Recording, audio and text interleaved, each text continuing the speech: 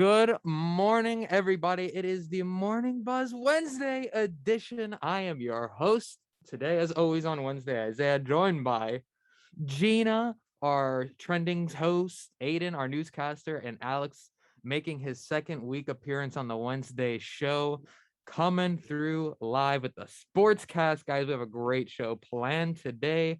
We're going to be talking about things like updates with COVID-19 boosters, Astroworld updates, and a man that went, a little too far with his passion for wings. So that is what we have on the show. Aiden, it is your time to shine, a time like no other. We need to know what's going on in the world. Please tell us. I would absolutely love to. Aiden, In we cannot international hear you news. for some reason. I need to Oh turn that on. no. Give me 1 second. Go ahead, Aiden. Okay. Cool. China is almost finished building an aircraft carrier with technology equal to that of the US's, perhaps even surpassing some of the older models in America's 11-strong fleet of carriers. In America, prosecution has rested its case against Kyle Rittenhouse, who is on trial for his actions on the night of August 25th, 2020. Kyle fatally shot one man and shot at three others. He has pleaded not guilty to all 6 charges. In New Jersey, an investigation has been launched into an allegation of hazing within the Wall High School football program. Wall football coach Tony Grenadini and superintendent of schools Tracy Handerhan did not comment. In Montclair, today we'll have a sunny high of 65 degrees and a low of 47, with a humidity at 46% and a precipitation at 10. Precipitation at 10%, Aiden? Yes. That's groundbreaking. I am so World happy. changing. It is wow. The absolute peak. I gotta so it is kind of chilly this morning, Aiden. And like most people, I think Gina's wearing a long sleeve. Alex, I guess you were wearing a coat earlier. Maybe. I don't want to assume anything. But Aiden, you decided not only to wear shorts today, but a Hawaiian t-shirt. So can you walk us through exactly why you chose that? Well, you see, it's this funny thing where I woke up and I opened my drawer and I'm like, there's no socks in here. So obviously Sanooks had to come out. And then since I had Sanooks on, they had to match with shorts. And the green shorts only match with the pineapple shirt. So it makes sense. The process was there. It just wasn't very smart when I stepped outside. Yeah, not the best decision. You also drank 2 coffees and a Monster, so you're an animal. I am Alex, it is your time now. The Sportscast. We need to know what's going on in the NFL, NBA, and everything else. Tell us. Well, in sports today, in football, the Green Bay Packers quarterback Aaron Rodgers is, quote, upset due to the reaction of the public that he is not vaccinated. He says he feels like he feels just a shared point of view, and now he's being crucified for it. So he did not play last week, so maybe due to a COVID scare, so maybe he's gonna be on this Sunday. I cannot say for sure. But tonight, Baltimore Ravens in Miami against the Dolphins at 8:30. In basketball, the Bucks beat the 76ers 118-109 last night with Giannis Antetokounmpo, I think I got that name right, getting 31 points and 16 rebounds. And tonight, the Brooklyn Nets are going to be in Florida, Orlando, against the Magic. In hockey, the Hurricanes are bouncing back from their last week loss against the Panthers, with beating the last year's Stanley Cup holders, the Lightning, 2-1 in an overtime. And the Florida Panthers are getting smacked. Last week lost to the Rangers, and this week lost to the New Jersey Devils 7-3. So let's go New Jersey in sports. And then Montclair sports, the Montclair State women's swimming team and diving team topped Keene University 103-79 in the New Jersey Athletic Conference action. And Montclair's men's basketball team opens their 2021-22 season. They will host Brooklyn College tomorrow at 7 p.m. Wow. Go New Jersey and things. Yeah. That's what I've learned today. Sports. Big time sports. Go sports. Yeah. You know what's crazy, Alex, is later on in the show, we're going to be talking about Aaron Rodgers and his vaccination controversy. Moving on now, we have a story about Pfizer's new, or not even new, but they are wanting to okay COVID-19 booster shots, not for just old adults, but for everyone. Guys, this is breaking news. We'll see what they say as we move on in the show. Pfizer has asked U.S. regulators Tuesday to allow boosters of its COVID-19 vaccine for anyone 18 or older, a step that comes amid concerns about increased spread of the coronavirus because of the holiday season with travel and get together. Older Americans, other than older Americans, other groups particularly vulnerable to the virus have had access to a third dose of the Pfizer and BioNTech vaccine since September, but the Food and Drug Administration has said it would move quickly to expand boosters to younger ages if warranted. Pfizer is submitting early results of a booster study in 10,000 people to make its case that it is time to further expand booster campaign. While all three on makes the case for the booster campaign. While all three vaccines use the U.S. continue to offer strong predictions against severe COVID-19 illness and death, the shot's effectiveness against milder infections can wane over time. Pfizer's new study concluded a booster could restore protection against symptomatic infections about 95%, even as the extra contagious Delta variant was surging. Side effects were similar to those seen with the company's first two shots. Aiden, I gotta know, what are you thinking about this? This is huge news. What's going on? What's going on in your head? I am more than excited that we are just getting so many boundaries breached in safety with the vaccine. It's becoming a point where there's absolutely no reason why you shouldn't get vaccinated. However, I am a little cautious. This isn't a thing where every year I want to get my COVID booster shot along with my flu shot because some people aren't getting the vaccination and it's causing this virus to constantly mutate and get new strains. So I'm hoping that we can nip it in the bud sometime in the future, but I am excited that we are getting closer to that goal and that the scientists are working so tirelessly to keep us safe. Absolutely, Aiden. I will say, I don't think I've ever heard anyone say the phrase nip it in the bud I heard it yesterday. in real life. I heard it yesterday, and it's my new favorite thing. Just like not my circus, not my monkeys. That is my favorite saying. Oh my God, are you 70? I've heard these sayings, and they infect my soul, and I love them. Anyways, Gina, what are your thoughts on the booster shot attempting to be available for all adults and not just of the elderly? I don't know. I mean, we already got the 2 doses. I'm fully vaccinated, but I just feel like the booster, like they're saying it's for all adults. Why is it not for the elderly? I just feel, I don't know. I'm really kind of unsure. You're unsure about it? Yeah. You know, as time goes on, we'll see what happens with the booster saga here. The COVID-19 stories never end, and they probably never will at this point. Hopefully one day, but we're going to move on to our next story. Cristal, are you here? How you doing? I've been here, Isaias. I don't know what you're talking about. Yeah, you're right. You're right. You've been here the whole time. I've been here the whole time, appreciating everyone's work. Good morning, everyone. I'm Cristal Santos, and let's get right into the next story. Travis Scott's past raises red flags in Astroworld lawsuits. Lawsuits are piling up for the rapper after the deadly crowd crush at the Astroworld concert, and legal experts say that the risk of liability is mounting for rapper Travis Scott and the companies behind the tragic event in Houston.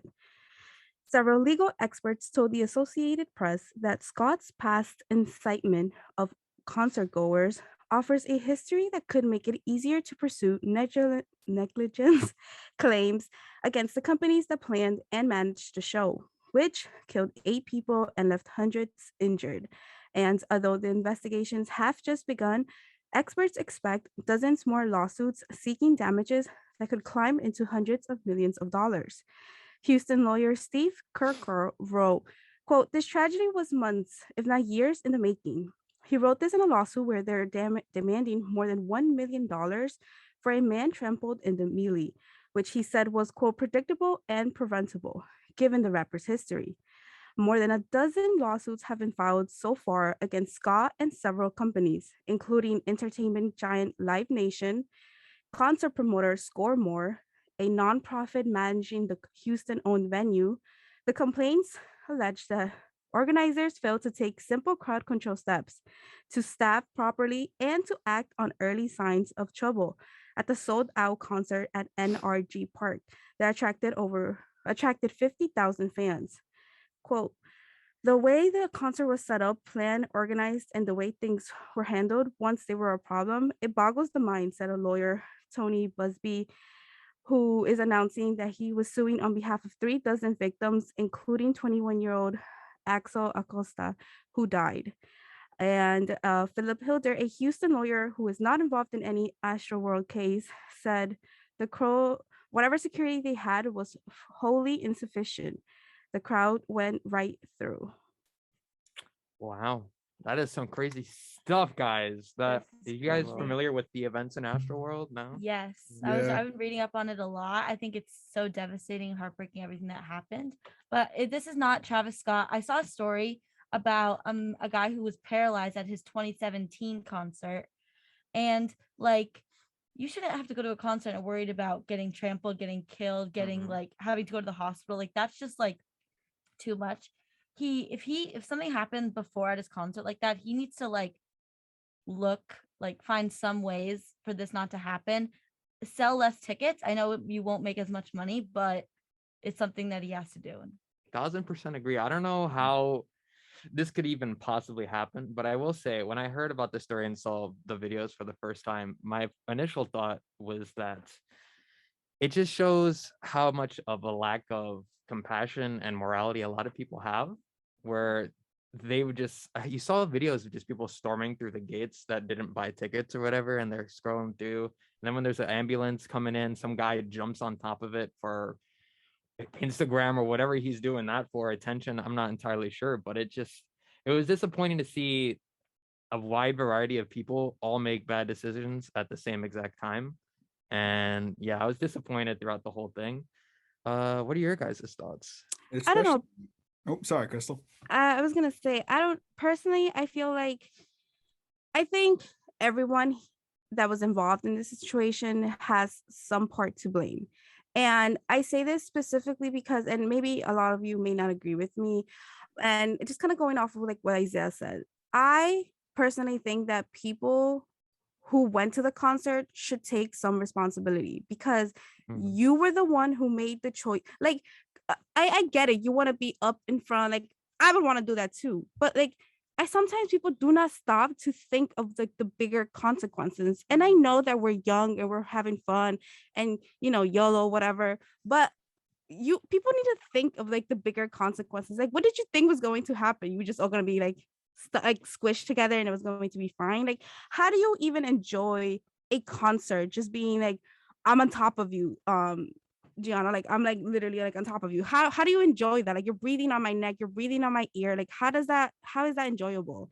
So I think, yes, in part, like the way he likes to incite the crowds, I guess that goes hand in hand, and like that's kind of his job, like to get them pumped, get them excited, have a good time. But I guess there's a line, and I guess that line was crossed. But definitely, I feel like people who caused this aren't taking enough responsibility. Like, people should reflect and be like, maybe what I did wasn't so right. Like, maybe that's why they have security measures. That's why there's gates. That's why there's barricades, so that situations like this doesn't happen. And I feel like right now I feel so passionate about this because I'm going to a concert next week, right?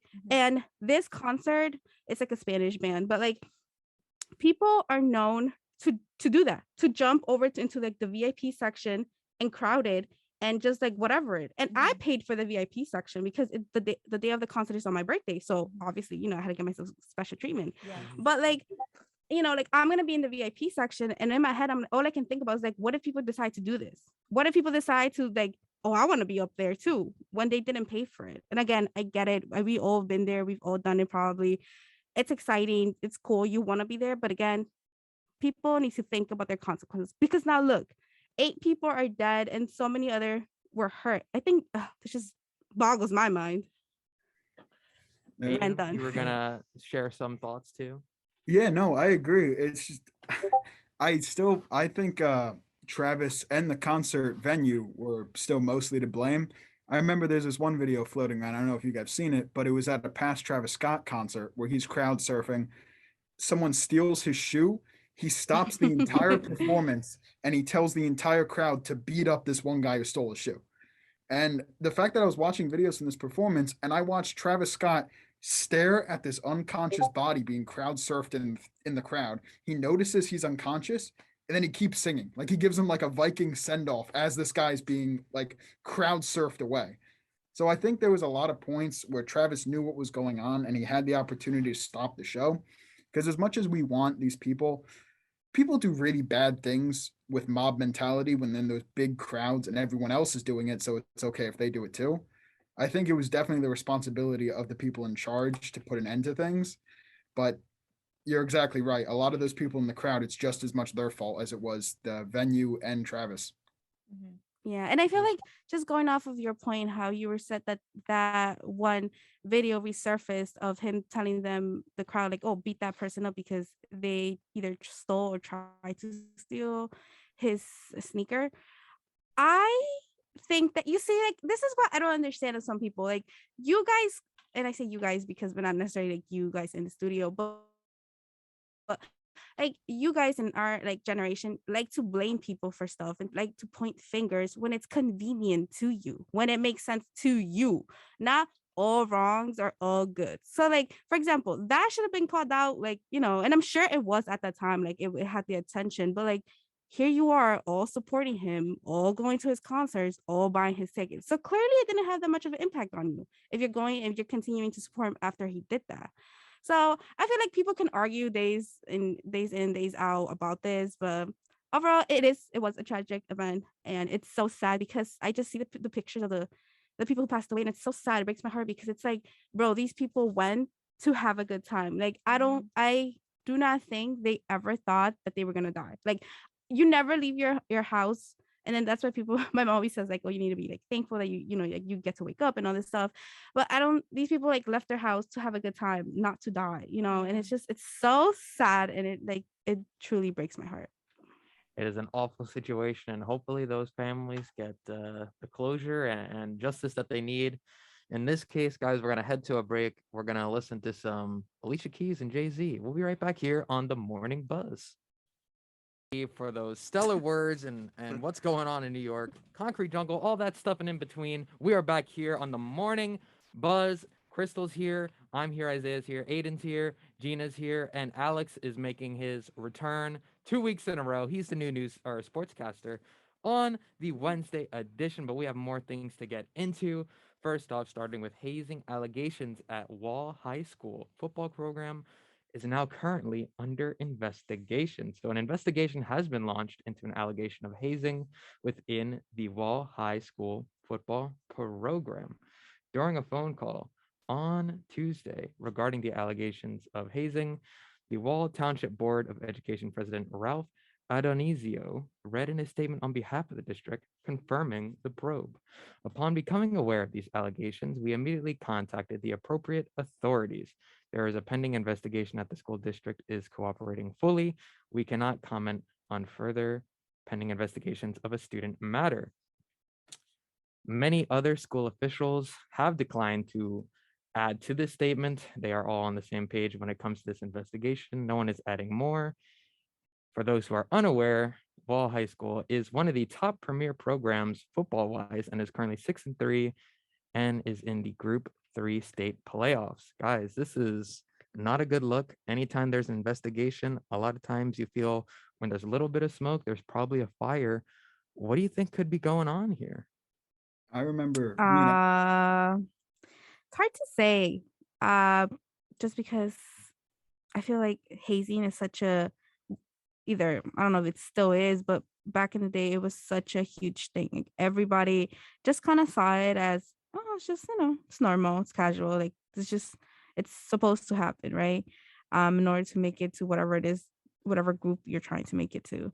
But I feel like nowadays it's so like frowned upon that I don't know why people would do it, or A, or B, why you would, you know, you would even try it, or you don't think there's going to be consequences to it. No, yeah, I agree. Like, hazing is not anything. It's so serious. I know back then, like, to get into like a sorority or like a frat or something, they would do a lot of that, especially with like think guys a lot of the time. And you see so many stories of people dying from hazing. I don't get why Mm-hmm. you would Yep. do that. Like it's not good. No, And it's where's go ahead, Aiden. sorry. No, I remember me and Alex were talking about us playing high school football back before the show started. And I don't know about Alex, but I remember back at my school, there was a decent amount of hazing in the football Yeah, program. Nothing like definitely at my school, severe, too. but hazing in football is just something that's considered pretty normal, whether it be conditioning till you throw up or a dozen other things that are built to either build discipline or whatever. So I'm glad that things like this are starting to come to light because high school football should not be taken that seriously. At the end of the day, Yeah. as much as those, Very true.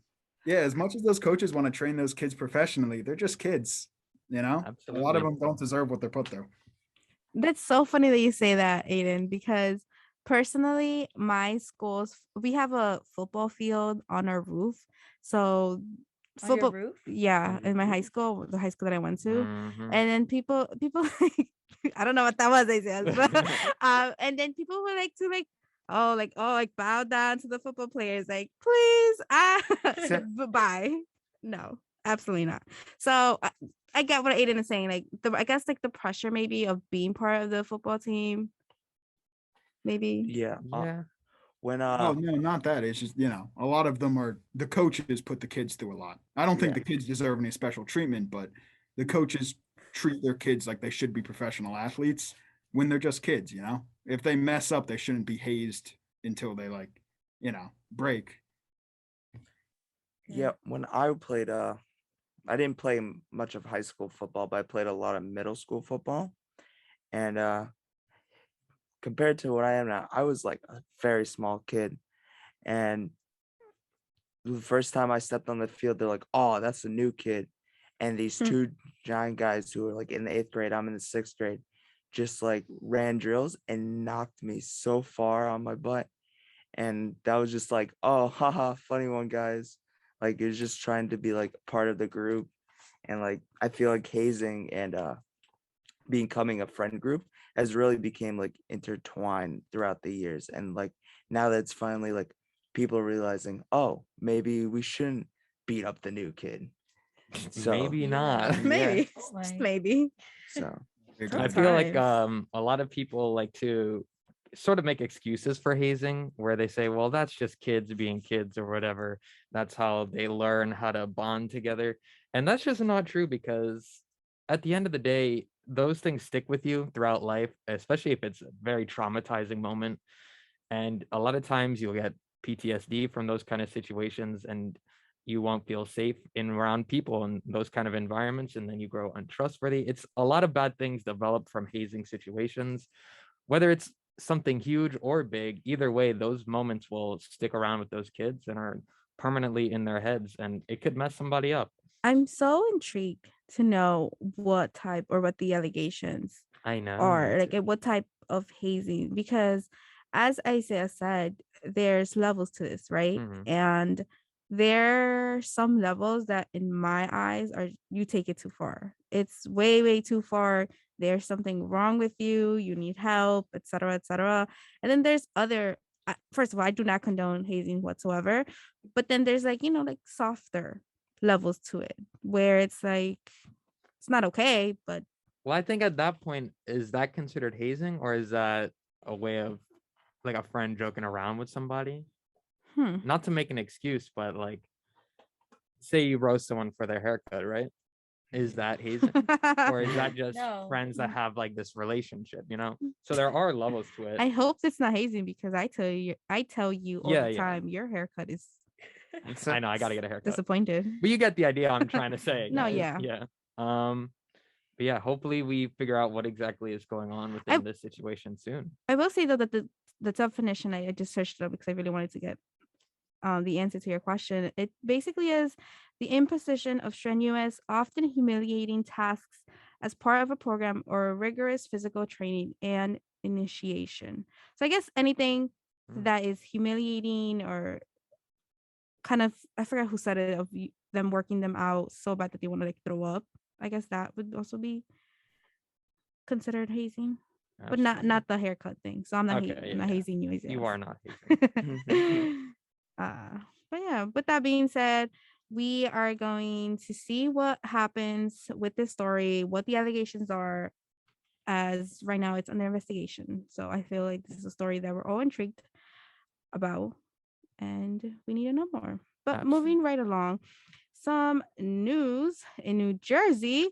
New Jersey drivers won't have to panic to find their registration. Under bipartisan legislation signed into law by Governor Phil Murphy, drivers will be able to display their vehicle registration electronically instead of searching for a paper document. And for those people like myself who like the actual papers, drivers also have the option to continue using a paper registration. Senator Anthony Bucco had this to say on why this is taking place. Quote, during the stress of a traffic stop, drivers often struggle to locate their paper registration card in a cluttered glove box. Knowing they will be able to use their phone to prove their car is properly registered may provide a bit of relief. The new law would also spare drivers from a $150 fine if issued a summons for failure to have the paper document during a police road stop. The feature won't be available immediately, though. The state motor vehicle commission has 18 months to develop and offer electronic vehicle registrations that have provisions to deter counterfeit registration and to allow fakes to be detected. Currently, only Michigan and Tennessee allow drivers to show electronic copies of a vehicle registration. Assemblywoman Betty Lou DeCrose added, quote, with the ambiguity of smartphones as well as other mobile devices, it's practical to let drivers retrieve an electronic copy to show law enforcement or any other authority that may need to see it. And yeah, you guys heard it here first. 18 months. 18 months. months, guys. That is, I wonder how they stumbled upon that number for the amount of time to develop this. I'm pretty sure it's maybe a Like, that's time so frame. oddly specific, 18 months. Oddly specific and oddly long. Yeah. I will say this is good news, though, because one of my fears, especially when you hear these stories on the news, is getting pulled over by a cop and then trying to reach for my registration, and then they think I'm reaching for a weapon or something. So being able to just say, here, it's on my phone, calms me down, at least in the event I ever get pulled over and I fear for my life. Yeah, I think it's a step because everything's now on your phone. So like Mhm. having like even like your vaccination card on your phone, now it's like the registration is going to be on your phone. Like we're slowly going to get out of the time where it's like nothing's going to be on paper anymore. Everything's going to be on your phone. So Yeah, even my insurance is on my phone. yeah, wow. That's crazy. Is my car going to be on my phone? Guys, we have to go to a break. It is the Morning Buzz Wednesday edition. Nothing like a Wednesday show. Hey, it's warmer today, but we'll be right back here. More content coming your way as we have a interview coming after the break with Emily Eamon, who is a host and analyst of the Big Ten Network. We'll be right back here on the Morning Buzz. Stay tuned. Welcome back here to WMSC Upper Montclair on the Morning Buzz. And today, guys, we have a special guest, Emily Eamon, who is part of the Big Ten Network as an analyst. And we are very appreciative of her joining here on the show. How are you doing today? Doing well, just game prepping. Got a game this week, but I'm happy to be talking to you. Yeah, thanks for having me. Yeah, absolutely. Oh, what game this weekend? So I have Ohio State, Minnesota on Thursday night. They kind of switched up the schedule a little bit. So we have Thursday night games, I think for the next 2 weeks, but it's a big game. They're kind of close in the standings. So I'm excited. That is an exciting, you know what? I'm interested to know before I get into my questions written on my little paper here. What is the preparation process like that for a big game like that? Oh gosh. Yeah. So it's funny. A lot of people think, you just kind of sit down in the booth and start talking, but honestly, that's definitely the easy part of calling games. Like the preparation is kind of the hardest part of my job, I guess. Multiple days you have calls with coaches. So I talk to each coach. And then this week we're actually talking to a player each on each team. And what I do is I come up with a spot chart for each team. So I'll have the whole roster out and my notes on them. So any relevant stat lines, what the coaches have kind of said about them, any trends that I've seen over the last few matches, and then scouting wise, where they like to hit, how they pass the ball, what their sets might be like. And so I have that. And then I have a sheet on each team for notes. So just general stuff, what the coach has been saying about the team over the last few weeks, where been improving, what their last games have looked like, if they're ranked in the Big Ten or nationally in any stat lines. So that's kind of, spend a few days on each team figuring out my notes before each game. And then once you get to the actual game, that's kind of the easy part. I just get to talk volleyball and kind of use the knowledge I have. But yeah, the prep part is definitely what takes the longest. And I would say the most difficult part of being an analyst. For sure. Okay. So I noticed the helmet in the back. It is a Northwestern helmet. For those who don't know, college. So you are a former student athlete as well. And I was wondering, what was it like trying to balance not only athletics, but school, and then also trying to like live life at least a little bit during your time there? What was that process for you? Yeah, I mean, you talk about, now it's kind of work-life balance, but back then it's like you have academics, athletics, and then you're also trying to balance a social life. And somewhere in there, you're also supposed to figure out how to get sleep. And I think for me, that was kind of the part that lacked for sure. I think I started figuring out that part as time went on. But no, I mean, one of the reasons why I wanted to go to Northwestern was because the academics and the athletics were the top notch. They were the best of the best. I had Big Ten athletics combined with top 10 academics. And for me, that was really important going to college. And so I knew going in that, social life might kind of diminish a little bit, but having, good grades and, excelling in volleyball was something that I really wanted to do. So I kind of knew that social life was going to lack a little bit. I joined a sorority my freshman year. I didn't do too much with them, but just to kind of make friends outside of the athletic world, and then classes and all of that. But I think another way that it's didn't necessarily suffer, but I wanted to get involved in a lot of different things. So I wanted to do student radio. I wanted to do, we had a sports broadcasting show that we did each week, kind of just student led, over talking about Northwestern athletics, all of that. It was stuff that I wanted to get involved in, but I kind of couldn't, just because of volleyball and school and trying to balance a social life in there. So like I couldn't get involved in those things until after volleyball was done senior year. And yeah, I think it was tough, but everyone kind of tries to find that balance. People, completely take out their social life, or you add the social life in one of those other areas is probably going to hurt. So I tried to find the best balance I could. But I think for me, obviously volleyball kind of came first in terms of being ready to go each day. But then I definitely put academics very much up there. I wanted to get good grades, wanted to be in good relationships with my professors and all of that. So it was a balance, but I think it worked out. Just like I said, lack of sleep. That was a big, You a gotta big love issue. it. Who doesn't like sleeping, So you are also sadly a pandemic graduate. And for those who don't know, are still actually in a pandemic, believe it or not. COVID's still around. And that has been a severe struggle for thousands of people across the states and across the world, where you do all this work, you spend your 4 or 5, however many years you are in school, you graduate, you're excited, and then the world's just over. So what was that process like for you, trying to find work in a world where the world was shut down?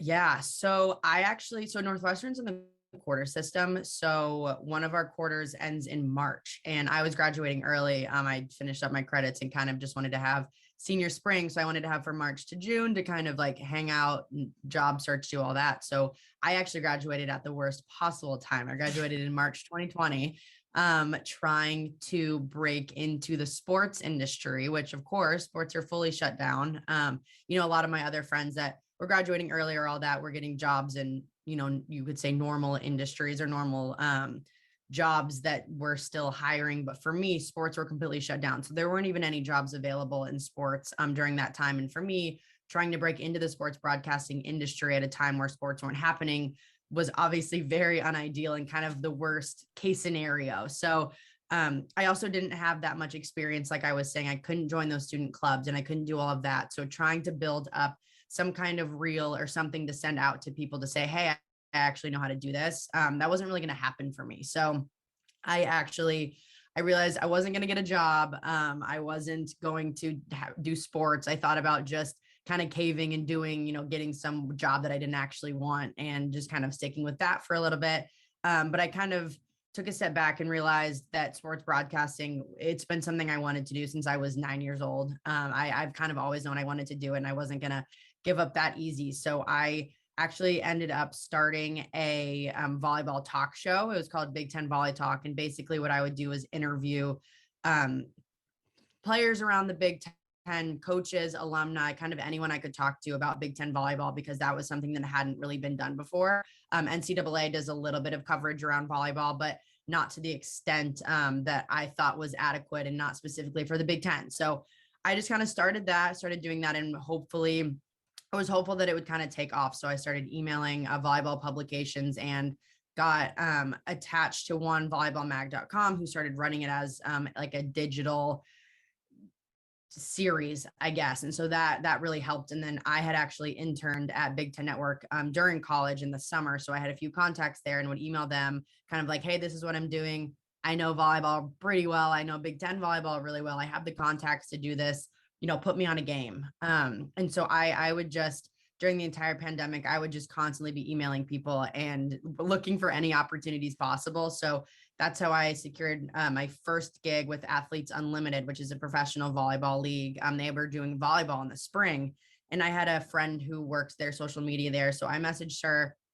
and said, hey, if you guys need anyone to do anything, whether that's running social media, doing anything on air, let me know. And lucky for me, they were looking for a volleyball digital host for the season. And so I kind of got brought into that, which was kind of a huge break for me. So I got to go cover a professional volleyball league, the only one in the United States, in Dallas, in a bubble for 8 weeks. So I was like major exposure, doing sidelines, interviewing players before and after games, and just hanging out with these professional athletes all the time. And I think that really kind of shot my career in a direction that I wanted to go. And after graduation, it was nothing for a really long time. And then I kind of just started making my own opportunities, figuring out ways to get involved in any kind of facet that I could. And I think that really helped. And then Big Ten Network ended up bringing me on as an analyst and now digital host, kind of from that work with Athletes Unlimited. So after graduation, it was tough, but I think for me, the number one thing I did to just kind of set myself apart was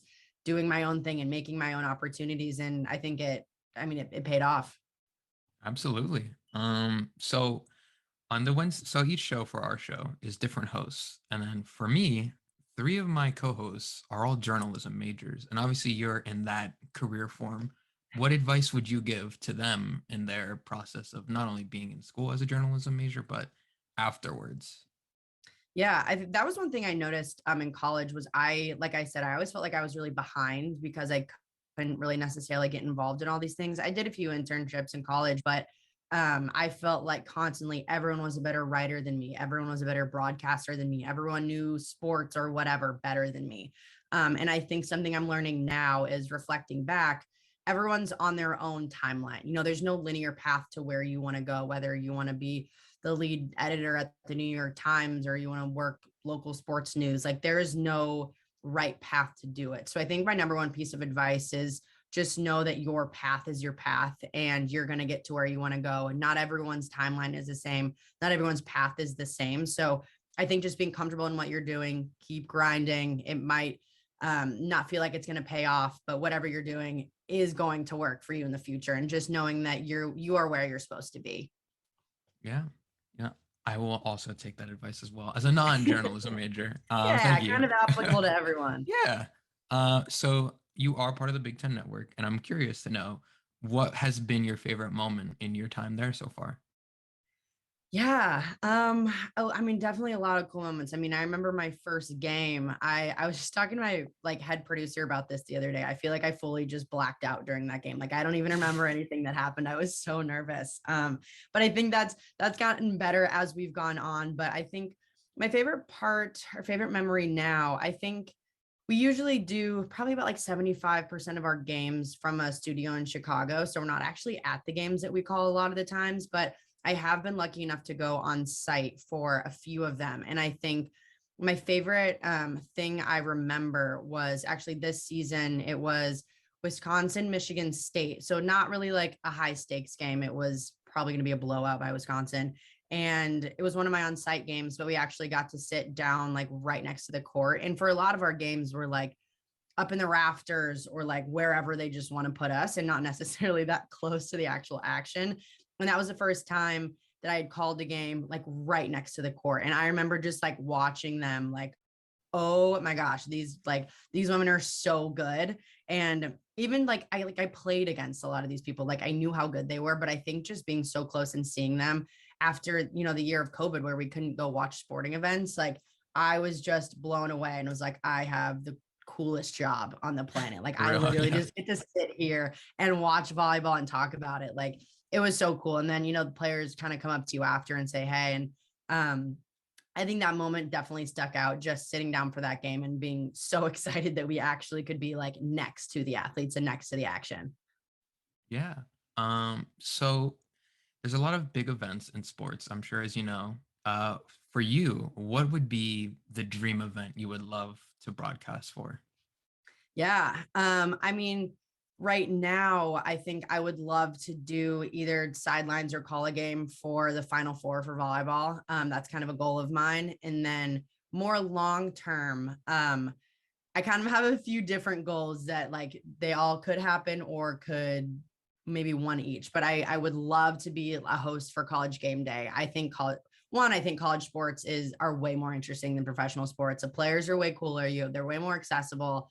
And I think their stories are better. So I would like to do sidelines for either a national championship college football game or national championship college basketball game, or host game day. I think those are all kind of interchangeable, but I think those big stages for me are something that I've always kind of aspired to. I grew up watching people like Erin Andrews, you know, hosting that stuff and being on the sidelines for it. And that was something that from a really early age, I've always wanted to do.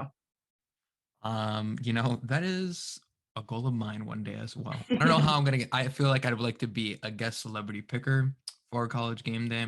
That would be life is peaked for me. I just love the show. But you mentioned Erin Andrews. What other people in sports media do you think you looked up to growing up? Yeah, I think, you know, growing up is kind of different than now, especially because back then, like there weren't that many females in the profession. And now I feel like we're seeing a ton. And so I think the people I've looked up to have kind of changed a little bit. The first sideline reporter I ever watched, my uncle used to coach basketball at IU. And so I would go to all of those games and like hang out with the sideline reporters and all that. And I remember Allison Williams used to come to a lot of the games and I would kind of follow her around. And that was my first taste of, you know, getting that kind of exposure. But I think now, especially some people that I look up to, I've always looked up to Sarah Spain. I think we hold a lot of the same values and she's so outspoken about them. And I like the way that she handles herself in an industry that's very male dominated. And I love the way that she's so confident about what she does. So she's definitely someone probably since early high school that I've looked up to, and kind of tried to emulate and, you know, taken a little bit of stuff that she does and try to implement that into the work that I do. Actually, one last question. Where could they find you? Yeah, well, I do a lot on social media. So at Emily Ehman, EMILYEHMAN on Twitter and Instagram and wherever else you can find me. But yeah, and then tune into Big Ten Volleyball and Big Ten Network. I mean, we have a lot of really good teams right now, like 7 in the top 25 right now. Every game is like a slugfest. So even if you don't love volleyball, tune in and I guarantee you'll find it interesting and fun. Noticed she was using a distress signal with her hand that was made popular on TikTok. The girl and the driver were acquainted and she initially went with the man willingly, but at some point she got scared. The spokesman from Laurel County Sheriff's Office told CBS. The man had taken her to Ohio to visit his relatives and left her with her after they realized she had been reported missing, a sheriff's statement said. The girl's parents reported their daughter missing from Asheville, North Carolina last week. 2 days later, her hand signal and the alert driver enabled sheriff duties in Kentucky to stop the car and arrest James Herbert Brick of North Carolina on charges of unlawful imprisonment and possession of material showing a sexual performance by a minor, Deputy Gilbert said. The hand gestures originated from the Canadian Women's Foundation, but has spread around the globe. The signal is to raise your hand, showing your palm with your thumb extended, and then tuck your thumb into your palm and lower your fingers over it as if to trap the thumb. See, I personally didn't know. Yeah, that's exactly. I didn't know like the signals like you're supposed to use. So it's honestly like using those signals for that girl saved her life. Mm-hmm. And I found that interesting because I think I saw the video on TikTok Mm-hmm. is where I originally saw it, and he kind of, the sheriff asked her, he was like, are you being, he kind of said it, I'm from the video I saw, he was like, are you being domestically abused? And she did the signal, and I think automatically she was taken from the car. But just to think like, so she did that to a car passing by and it saved her life. What do you guys think? That's crazy. And you know what's, I think also what's benefit is the person who saw her do that also recognized the signal as well. Yeah. Because if she did that, that's one thing, but it also, you need a lot of more people to understand what that even means. Because if I saw that driving by, I'd be like, oh, it's just a kid. Yeah, I was Playing just like, around. oh, like they're just like, Yeah, I I don't would have even went know, about my like- business. But shout out to whoever saw that hand signal and was like, I need to take action here. And then it turned out everything works out for her and she gets to keep her life, because who knows what would have happened had she had been in the car with the 61-year-old freak. yeah. That's crazy though. It really is. Oh, I feel like now this should be like everybody should know this, because again, I would have been right on there with Isaias. I would have no idea what you're trying to do. I would have thought you're talking to me in sign language or something. Yeah. But I think it's so cool, and I'm so happy that she was rescued, and in this story had a happy ending. But Yeah, it makes me interested because I know like a lot of places they don't offer, like, I'm thinking of sign language when I think of these. Like I know in my old high school they didn't offer sign language, but coming here like they offer that, and I think they should offer that more so people will be able to like communicate without having to like vocalize it a lot of the Definitely. time. and I feel like there's so many things out there that people are starting to do, specifically the ones that I've seen for like women who go out and they go like on a date and they don't feel safe or something is just not right. I remember I went to this bathroom in Houston when I was in Houston, in one of like a bar that I went to, and it basically said like, oh, if you're in danger, go say, like, I forget what name it was, but I think it was like something with a G, to the bartender, and they'll know to like help you. Oh. And That's I helpful, yeah. yeah, and I Yeah. thought it was That's so really cool. cool. Yeah, because if people were in a situation where they can't get out and they just go to the bar and be like, oh, is so and so here or something, Mhm. the bartender would know. So Wow. yeah, so I thought it was incredible. I think, and I've seen it a couple of times too, in other places, but I do remember that one because it stood out to me because it was such a nice bar. But yeah, overall, I think the more there is to protect ourselves, the better Yeah. it is. No, I agree with that 100%. For sure. Gina, you have a little bit more on your segment here. So AMC to butter up customers by selling its popcorn outside of movie theaters. No, Isaiah. I'm We gonna have cannot to start it like that. Right. Thank you, Aiden. Thank you. Here, let me finish. Okay. Theater chain AMC Entertainment has announced plans to sell its popcorn outside of movie theaters. Beginning in 2022, customers will be able to purchase AMC Theaters Perfectly popcorn at malls, cassettes, counters, and stores, as well as via delivery from theaters to homes. People can also purchase to-go popcorn packages in theaters, while prepackaged and microwavable popcorn will be available in supermarkets later next year. Unfortunately, no butter will be distributed, but AMC also plans to open up 5 AMC Theaters Perfectly Popcorn stores in the first half of next year. While hoping to open as many as 15 more retail stores by the end of the year, the stores will also feature candy and other movie staples, as well as Coca-Cola freestyle machines and bottled water. Bottled water. And bottled water. That's the key part, guys. Yeah. Stay hydrated. I'm conflicted on this story. I I'm don't really disgusted. like. Oh my god, Isaiah. What Here's do the thing. Popcorn is disgusting. It's gross. And no one Very should wrong. waste That their is time. like sick. popcorn in with general? Popcorn in general. It's gross. What? I'm gonna throw my brush. And then at people are like, him. oh, let me put extra butter on it. Stop. What are we doing here? I don't know. I feel like when you buy popcorn like at a grocery store and you make it, like, it's one thing. like I don't want AMC to release this popcorn and me go to the store and buy it, because it's not going to be the same as going to like a regular like movie theater and getting like movie theater popcorn. But I'm not really a fan of movie theater popcorn anyway. See, okay, so Like, when what- I made that sound earlier, you were so offended by that. No, I like popcorn. You just don't like popcorn at all. Yeah, I draw the line. Popcorn's on popcorn. It's not though. As my popcorn friend is would say, good. electric chair. What do you mean you don't like it? It's good. You Mm, stress me. Every single time I go It's to a the good movie, snack. right? First of all, it's a healthy snack. People tell Yeah. you like, obviously don't put extra butter on Yeah, it. yeah. But No. popcorn tends to be a healthy snack, and quite frankly, I love popcorn. And every single time I go to the movie theaters, yes, I go by myself, but when I do go, I always get the same thing. I like to get popcorn, and I like to get a Coca-Cola Slurpee. Chef's kiss. It's Ooh. delicious. wow. When was the last time you guys been to the movies? Oh, Fast This- and Furious ago? was the last time I went. I went to see the Eternals Family. on Saturday. So you're Oh. cool. You saw what on Saturday? the Eternals.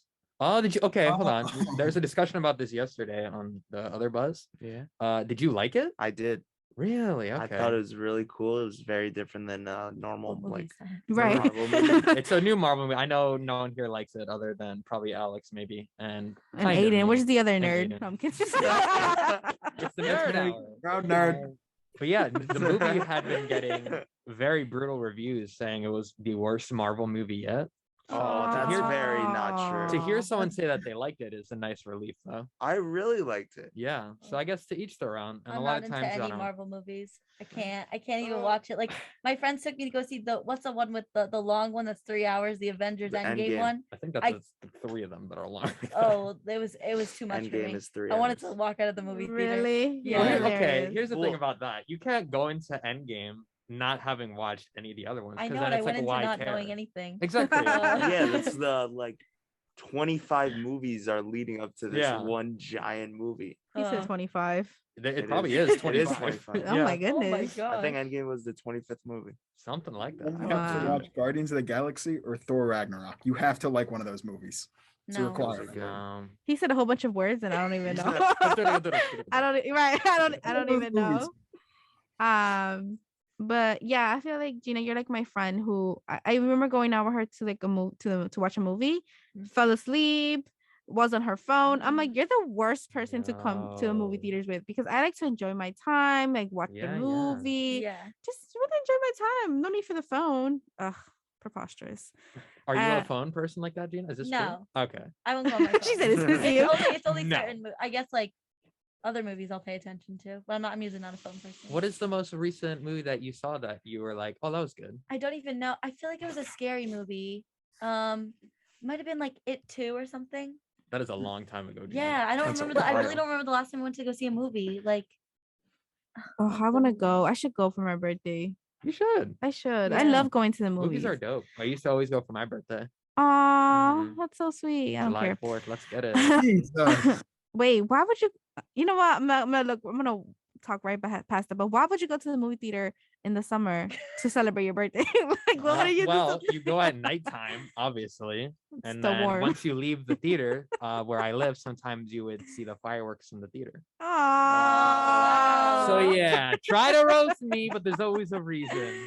That's cute. I will Uh-huh. say though, I think that this is AMC's effort into staying relevant and staying into like By opening up a pop-up store like that? no, Yeah. and I say this because, well, it's no secret that movie theaters A, struggle through the pandemic, Mhm. B, can still be struggling, and C, people already even pre-pandemic weren't even going to the movie theaters like that because there's all these other streaming platforms. Yeah, like Yeah. I can just like anytime I want, I can go on my computer, on my TV, and just like play a movie. Like there's no need, Yeah. I feel like, now to go to a movie theater. Right. And when people do go, it's like for the experience. Yeah.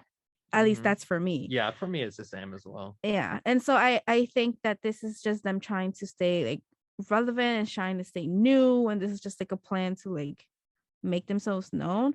However, I'm not so sure how successful this will be. And I say this because it is also no secret that when you go to the movie theaters, popcorn and movie candy and drinks are I was expensive. about to Got say. bills to They are pay. overpriced to, I don't know, I want to say to the max, They but are they to are the They are max. to Come the but max. on. but they are overpriced. No, because if you go to like a carnival or a concert or wherever, a water bottle would be like $4. Yeah. Uh-huh. And here it would be like $2. Still overpriced, but not super overpriced. So I'm not sure how successful this will be, because in their other stores that they plan to open, Gina, you said that they plan on selling like drinks and Bottled water. movie feature candy, and it's never cheap. So Yeah. Oh, they're definitely gonna raise the prices on that. yeah, For I'm real. intrigued, and I'm excited to see how this will work out for them. But I don't know. Nah, it doesn't seem very bright Absolutely. future. Guys, this is WMSC Upper Montclair. This is the Morning Buzz as well. And we might even talk about this when we come back. Maybe not, but we will have a little teaser for later on the show. We're going to find out, has Gina watched Squid Game yet? All that and more in hour 2 of the She Morning Buzz. gasped. We're going to go on a quick break and we'll be right back here on the Morning Buzz. Welcome back, everyone, to the Morning Buzz. It is Isaiah, Cristal, Gina, Aiden, as well as Alex, future camp counselor, possibly. Guys, we have another great hour of fun stories, interesting news, and all of that. But first, we have some things to take care of before we get into it. Aiden, it's your time to shine with the newscast. You got to fill us in with weather, news, everything in between. Tell us. You got it. So, in international news this morning, China is almost finished building an aircraft carrier with technology equal to that of the US's, perhaps even surpassing some of the older models in America's 11-strong fleet. In America, prosecution has rested its case against Kyle Rittenhouse, who is on trial for his actions on the night of August 25th, 2020, where Kyle fatally shot one man and shot at 3 others. He has pleaded not guilty to all 6 charges. In New Jersey, an investigation has been launched into an allegation of hazing within the Wall High School football program, while football coach Tony Gunadini and superintendent of schools Tracy Handerhan did not comment. In Montclair, today we'll have a sunny high of 65 degrees and a low of 47, with a humidity at 46% and a precipitation at 10%. Wow, Aiden, the participation is still getting to me. That is hard-hitting news, Absolutely factual hard. information. We appreciate what you do every other week here on the Morning Buzz. Oh, what a heart. Alex, the sports world has been wild. Aaron Rodgers is in the news. Controversy follows him. Yep. NBA is happening. NHL is happening. Thank the Lord, baseball is over. Alex, Oh, tell come us on. what is happening in the world of sports. I'm actually very sad baseball is over. It's my favorite sport. But let's talk about football. It's like popcorn. No. Football. Aaron Rodgers is in the news because he is not vaccinated and doesn't understand why people are upset. He says that he was out last week because of COVID-19 related health problems, and he feels like he's quoted say he feels like he shares his point of view, and now he's being crucified for it. So hopefully he could play this Sunday, but at this point I cannot be sure. Tonight the Baltimore Ravens will be playing in Miami against the Dolphins at 8:30. And in basketball, the Bucks beat the 76ers 118-109 last night, and Giannis Antetokounmpo getting 31 points and 16 rebounds. And tonight the Brooklyn Nets will be playing in Orlando against the Magic. And in hockey, the Hurricanes are bouncing back from their last week's loss against the Panthers, beating the last year's Stanley Cup winners, the Tampa Bay Lightning, in a 2-1 overtime win. And the Florida Panthers were getting smacked last week, getting like destroyed by the Rangers, and then this week getting destroyed by the Devils. So let's go New Jersey. Like I said earlier, let's go New Jersey. And in Montclair sports, the women's swimming and diving team topped Keene University 103-79 in the New Jersey Athletic Conference action. And the Montclair State men's basketball team opens 2021 and 2022 season when they host Brooklyn College tomorrow at 7 p.m. Wow. Brooklyn College. Love the place. Guys, that has been the Sportscast. And surprisingly enough, there might be even more sports conversation later in the show. But before we get to that, we have some feel good news on this Wednesday, guys. As on earlier this week, the US lifted its 20-month-long pandemic restrictions on travel, allowing vaccinated travelers from more than 30 countries, including Mexico, Canada, and most of Europe, to enter the country again. Many news outlets have been covering this. They've been stationed in airports across the country, pointing the camera at families reuniting in very heartwarming moments. Guys, this is such a great story to have people reuniting again. What are you guys thinking? Is this good stuff? Happy? Does this make you feel good? Yes, I'm so Yes. happy because personally, I have family in Canada and I haven't been able to see them for like over 2 years. So I'm really excited that that we can go to like different countries now. Yay, you I'm can so go excited. see the family, Gina. Yeah, Where in Canada? Toronto, Canada. Hey, let's go Raptors, guys, right? Yeah. All the way. That's so cool. I remember when I wanted to take a road trip to Canada and the border was closed. So there was no Americans allowed. Yeah. So that They're like, turn around, please. yeah, Yeah, that, like, that get plan out. went out the window. But nonetheless, this is definitely good news because like Gina and several other people around this country, families are going to get the opportunity to finally reunite in a safe and responsible way. And that's the best way to do so.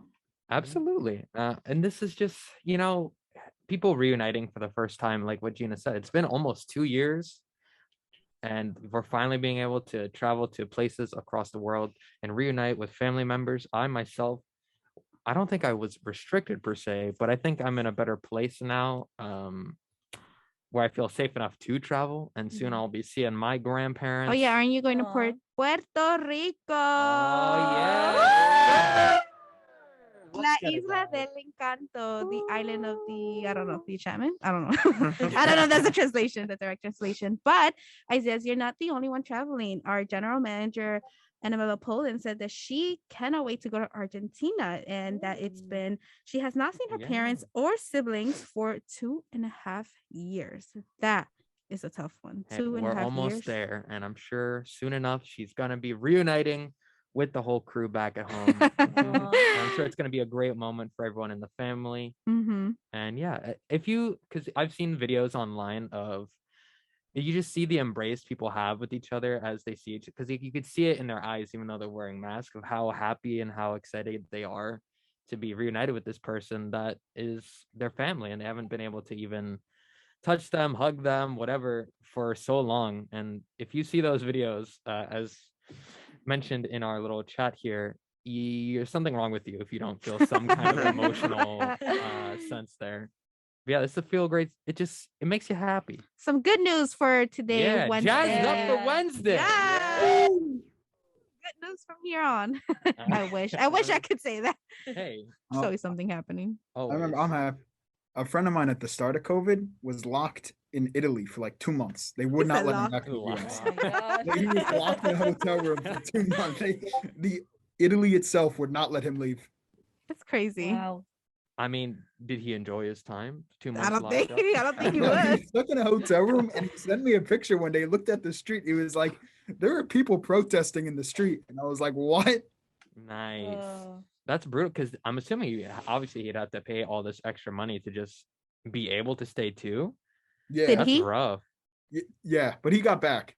It was like, because a lot of the people who are reuniting now are like citizens of these countries who need to reunite. But he was an American citizen who was stuck overseas, and they got Yeah. him somehow. I forget how, but I'm happy that everyone's being able to reunite now. That's so sweet.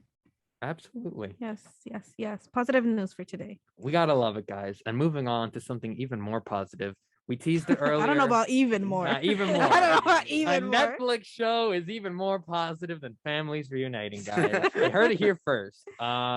Gina, I feel like this might be a recurring segment at this point. Have you watched Squid Game? Oh, she's shaking her head. Come She's shaking her head. on. I'm sorry. Oh, Gina, please. Gina, don't be sorry. Have you Cristal, watched? you any of watched the it? episodes? I watched it, but it See? I watched it. It was a good show, but Isaiah was acting like I was going to cry. My eyes were gonna Yeah, ball people have been out. telling me I'm gonna There was cry. one scene. 6 episode, I like said you one waterworks, scene. like all of a sudden, like I don't know. Yeah, I didn't say like the whole story was an emotional roller coaster because personally the ending fell flat for me. But I was saying there's one episode in particular in which sparked an emotion. I didn't cry myself, but I was like, oh, But this is he's very lying. sad. He is lying. I didn't. You're lying. I I did know what cry in episode the he's movie talking Coco about. though. Oh, that's my Yeah. favorite movie. Yeah. See, One of my favorite. it's movies. okay to cry, guys. Oh no, you want a movie that really make you cry? Shrek Watch 2. Bajo la misma luna. It's under the same moon, underneath the same moon. It's a Spanish movie. I'm pretty sure you can watch it with English subtitles, and it basically talks about. It focuses on a family and individuals who migrate from Mexico into the United States, and it kind of showcases some of their experiences. And a child's involved, so it makes it very, very emotional. So if you want to cry, watch that movie because I cry every time. I've watched it like 10 times, cry every time. But that's enough of that. But guy, okay, back to Squid Game. For a second, I Right, was like, back to what was Squid the Game. story? So if you're a fan of Squid Game, it is time to rejoice, time to start getting happy, getting hyped. All your fan theories can get created now, as the creator of Squid Game, Hwang Dong-hyuk, confirmed plans for season 2 of the Korean drama that has taken the world by storm. While talking to AP News, he had this to say: "There's been so much pressure, so much demand, and so much love for a second season. So I almost feel like you have to leave us no choice. But I will say there is indeed a second season. It's in my head right now. I'm in the process of planning it currently." However, Wong tempered expectations by saying it is too early to give any concrete details about the follow-up to the smash hit, and Netflix hasn't made any official announcement either. Wong did say, though, that lead actor Lee Jung-jae will return as the main character. Guys, Aiden more in particular, because you literally wore a Squid Game costume with your girlfriend. We didn't see pictures. We have Oh, to I see saw it. pictures. You had to course, look at Okay, the you're also- cool. Yeah, no, there was a part of that Halloween night where I was walking around without the mask on, right? And I'm in a big red jumpsuit. I'm a bearded guy. I got curly hair. Some kid walks up to me. I'd been like 5 years old. He's like, "Are you Fat Post Malone?" And I was like, That's I hilarious. love that story. no, but I can't wait for season 2. I think a lot of these theories are good. Do any of you guys care about spoilers besides me and Isaiah? Any of you guys actually plan on watching the show? I plan on watching it, but I'll watch it, but you can. Crystal, you've you can seen the say. show. I Yeah, think you yeah. meant the second. Okay, just go on. I think go it's on, safe, Aiden. Aiden. Go ahead. Go ahead. All right, I was gonna say, police officer guy who got hit in the shoulder. Do you guys think is coming back for season 2? Yes, Yeah, for sure, he has to 1000%. be. Yeah, 100%. yeah, 1000%. If he doesn't, that was the biggest waste Yeah, of any TV time I've ever seen in my life. Yep, I'm gonna Big have to agree on that. Because what was the point? There was no payoff at all, other than it just makes no sense. He did nothing other than like cause a distraction. Literally. It was- So I know he's coming back. He has was, to. He was a commercial on a TV show. It's Right. just how I would describe his character arc throughout that entire series. Literally. But no, I'm excited. I can't wait to see it. However, and I always have to see the other side of it. But I know that the creator of this of Squid Game said, "Oh yeah, there's been a high demand and much love and a lot of pressure." And if I remember and I read correctly, he said how he didn't make much money off of the first Squid Games, which is why I think he's creating the second one, because well, yes, there can be all the demand in the world, but if you don't want to do it, you're not going to do it. So I definitely think he's doing it partly for the money, because he did say that I think he had so much debt that by the time He's got bills to pay, man. yeah, like Isaiah's over here. Man, he's getting the bag. I respect it. Yeah, so I hopefully with this one he'll make more money, or more money can stay with him. But I also had read that he was so stressed creating the first one, so I can only imagine how the second one is going to be, Mhm. knowing that there's all this pressure that it has to be either even better than the first one or just as good as the first Here are one. my thoughts about this, though, is that the Squid Game initially, season 1, he had been trying to get this TV show greenlit for over 10 plus years or something like that. And he spent all this time trying to perfect his script, get everything narrowed down to how he wants it. And he could have sold it many times, but he wouldn't be involved as the director of it. So he denied it. And eventually, when he was given the chance to do it, he was the director. I say this because he spent 10 years developing it. So how long is it going to take him to develop this one? There you go. Is it going to be like what was that show? Game of Thrones, where the books had been out, but then the TV show finished before the books were done. So That's funny. I don't know if this is going to be the same case or whether or not Netflix is going to be like, all right, dude, wrap it up. We kind of need season 2 now. But either way, my expectations are actually low, even though I thought the show was good. It's just, my thing is that show should have just been one season, and I feel the need for season 2 is kind of forced. Well, sometimes like just with like I haven't seen Squid Games obviously, but I'm talking about like in season 2 in general. For like a show goes on, like sometimes you don't need a season 2. Sometimes like a season 2 is worse, Yeah. and it brings the show down. So I don't know. I have to see season 1 first to. Yeah, Gina, you have to see season 1. Right. We shouldn't even let Gina I talk know. about Gina this. like you did. I'm kidding. But I don't know. I'm excited. But again, like Isaiah said, we'll just have to wait and see how long this one is going to take. Yeah. And if it's going to even be worth it. Imagine we wait all this time. We wait for like years and then it's not even good. Exactly. Isaiah's will be furious. For real. And I will say, to counterpoint what I just said, the show Money Heist, I watched season 1 and I was like, there's no way we can have a season 2 of the show. Like, we're good. Nothing else needs to happen. And then when season 2 came out, I was like, this show is going to be terrible. I'm not going to waste my time. And then I watched it and I was like, oh my God, season 2 was better than season 1. And then it kind of just kept building up. So I think in some cases, shows can better with that. But to me, Squid Game does not feel like that show. You know, I can never get into Money Heist. I don't know understand why, because it's such a great everybody's show. Everybody swears by this show. Tokyo has my heart. Thank you very much. It was a hard last season to watch, guys, and I'll leave it at that. You're okay there? He's crying. I'm getting a little choked up. Oh No, Lord. imagine. I just cry in air. Guys, we have some more stories to get into. We are going to chat before we go on to a break about the polarizing Aaron Rodgers, quarterback of the Green Bay Packers, says he takes full responsibility for misleading comments about his vaccination status. NFL star Aaron Rodgers said on Tuesday that he was fully responsible for his misleading comments about the vaccination status. Earlier this year, the QB was asked if he was vaccinated at a press conference in which he answered the question saying, "Yes, I am immunized." After contracting COVID-19 last week, he told on the Pat McAfee show he had not been vaccinated, but had instead undergone homeopathic immunization protocol supervised by a medical team.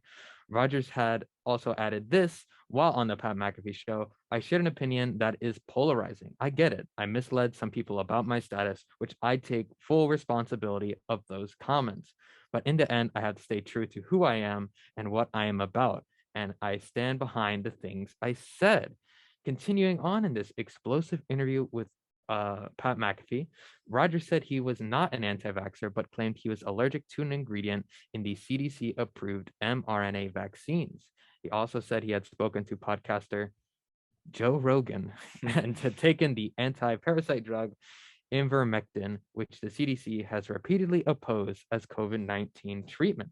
He also lashed out at the media and the NFL, calling some COVID protocols draconian. "I believe strongly in bodily autonomy and the ability to make choices for your body, not to acquiesce to some woke culture where crazed group of individuals who say you have to do something," he said on the show as well. And he concluded his statements by saying health is not a one-size-fits-all.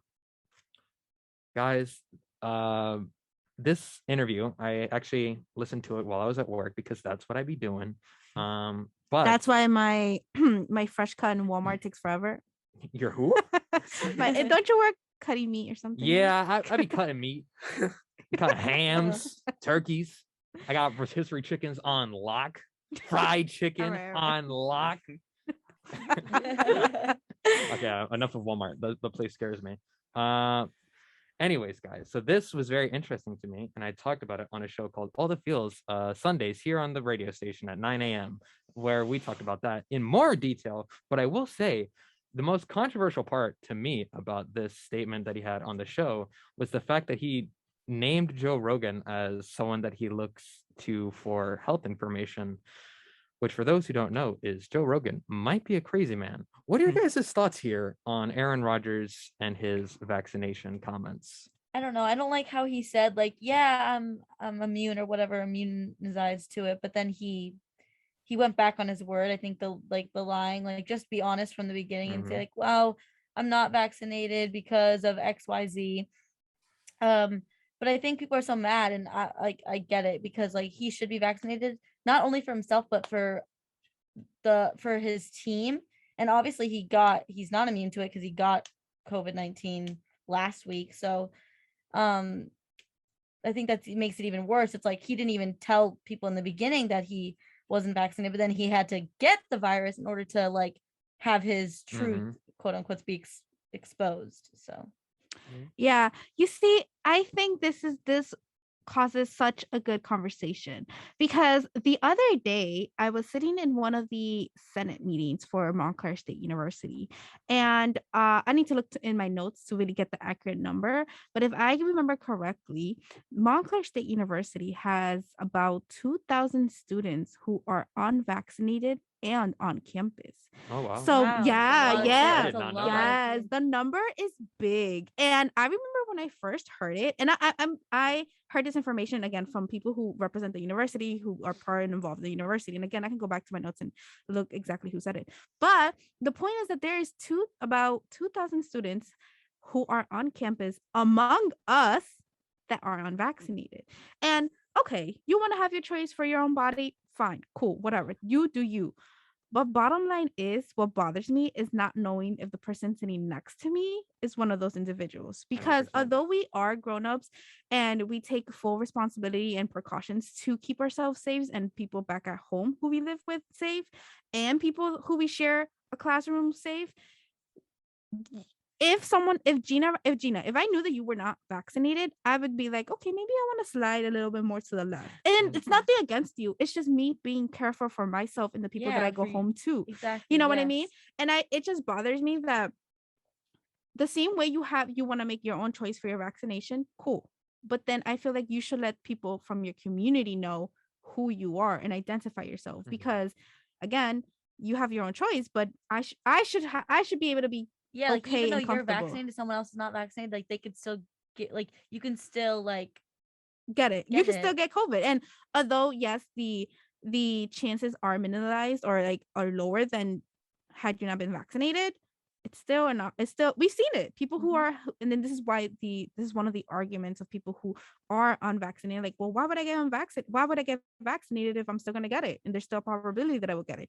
Yes, they're not wrong, but it lowers it, you know. And so just going back to the story of like him misleading, I think that that's an issue, because why would you mislead people if you're so upfront and honest and comfortable with your decision? So then you should be loud and proud wherever you are, not just when it's convenient to you. And so, but I'm glad he says he takes full responsibility for his misleading comments, but nonetheless, they were still misleading, bottom line. And I have to say that I think that when people are misleading, they do it intentionally. I don't think they find a way to be like, well, Yeah, he tried to like use the words to be like, Mhm. yeah, I'm this, like not to Right, like confront right, the right. actual question. Here's the interesting part to me is, first, some background context at least, is that the team knew he wasn't vaccinated and all of his teammates knew he wasn't vaccinated. The only people that didn't know he wasn't vaccinated was the media. And interestingly enough, is during this press conference, I thought it was interesting to me because he could have, at that time, many NFL players had come out and said either they were vaccinated or they weren't vaccinated. And the people that weren't vaccinated were obviously getting crucified by the media, saying how irresponsible, they're bad teammates. But the thing about that is after 2 weeks, nobody cared anymore. They were just unvaccinated people. So his concern was that he felt like it was a manhunt going on for people of not vaccinated status, to which I don't agree with. But I will say, if he had just been honest from the jump and said, because it's a simple yes or no question, are you vaccinated? And he said yes, which isn't true. So he lied. He could have just been, no, I am not vaccinated, but I am following all the NFL protocols to make sure that my teammates are safe. I don't feel that the vaccine is right for me at this time. Could have been done and nobody would have cared. Instead, he did this dumb answer where he's like, well, yes, I'm immunized when you're not. So I don't, it's a bad look. And he's been in the Yeah, news for pretty much sure. since last year. Yeah. So and you know, I think it's interesting because this in itself is a conversation, because in the article it says that Rodgers said he was not an anti-vaxxer, but he claimed he was allergic to an ingredient in the CDC approved vaccine. So if that's the case, that in itself is a conversation. Like, if you are allergic, like, obviously I don't think anybody expects you to get in, like, vaccinated, because, well, understandably you have a condition or you're allergic to it. However, I feel like now, I'm sorry, but anything that comes out of his mouth is questionable, because like you may be actually allergic to the vaccine, but because you lied and misled people before, now I can't trust anything that comes out of your mouth. And again, your choice, your body, cool, whatever. Again, people should be made aware of this. I said what I said. But yeah, I will crazy say, things. before we go to our break, Alex, you are a sports guy. Yeah. What are your thoughts on this? It's just more like if his team is safe. Like, that's all that matters. That at the end of the day, he's making sure everybody in the locker room is safe and everybody who's working there is safe. I don't think he should be getting his medical advice from Joe Rogan. I don't think. But like, he said he was working with a doctor to be taking pills, but the CDC says those are not good. So maybe he should work on, like, I'm laughing. yeah. No, it's funny. You should probably be working on, like, where he's getting his, like, medical information for being safe. But like, at the end of the day, if he's safe and his team's safe and they're ready to play on Sunday, Monday, or Thursday, then I think it's all fine. Yeah, it's funny the way he puts it, because it's true. Like, why would you get medical advice from? First of all, I don't know who this Joe Rogan is, but I googled him. Rogan? Yeah, I don't know who that is, and I'm glad I think there's a reason why I don't know. I think there's a reason, because after everything that I'm seeing, I think that there's a reason why. But yeah, I didn't know who Joe Rogan is, so I googled him. But getting medical information or advice from an American commentator compared to scientists makes me question a lot of what's going on up in there in your brain. But that'd be like if I came onto the show and was like, guys, I just got the best news story from Alex Jones. It's just it's just incredible. Tough times. Hey guys, that has been your sports talk. This is not ESPN or Sports Center. So when we come back, we're going to talk about maybe Lady Gaga's way too deep role that she's into right now, and so much more. Like, a man obsessed with chicken wings. You know how the last half hour gets here on the Morning Buzz. A little weird, a little odd, but we'll be back here soon. Probably from Florida. You heard the fancy lady on the radio waves. It is WMSC Upper Montclair, the Morning Buzz Wednesday edition. It's me, Cristal's here, Gina's here, Aiden's here, Alex is here, the normal crew. Sal is somewhere in the abyss, probably sleeping. Probably not sleeping, you mean? That kid doesn't sleep. He does not. Apparently no one here sleeps on the Morning Buzz crew. Gina, sleep. Do you sleep? Yes. I need my beauty sleep. I don't know what you're talking about. Yeah. Oh, I need my sleep. I'm cranky if I don't get sleep. Fair. Okay, what time do you go to sleep? Like 11 is like the latest. Okay, cool. I'm like, I what? gotta go. Yeah. Early sleep. I'm like, I go to sleep very early. I see that. Like, that's the latest. Like, I can't go past that. I'm like, wow. I wish I could go to sleep at 11. So get this. I come in here this morning. Aiden and Alex are waiting for me. I talking to them, and then Aiden the other day had messaged me, and I said for some advice, and I said, well, if you get some sleep, you should be good. So then I asked him, as one does, how much sleep did you get today? He was like, yeah, I thought you were gonna ask me that, but yeah, I slept for 1 hour before the show. That's so Aiden, weird. can you walk us through what went down during your night? Okay, so basically, I've had like pretty bad insomnia since high school. right? But it comes and goes. And it's been pretty good since I started college. New environment, I've been knocking out, but some nights it hits worse than others. So I popped like 3 melatonin last night, right? Like 10 milligrams each. And I lay in bed and it was like some cross between sleep paralysis and being fully conscious. And I was just staring at my ceiling for like 3 hours. It was awful. And then I fell asleep at 4 a.m. and then my alarm woke me up at 5.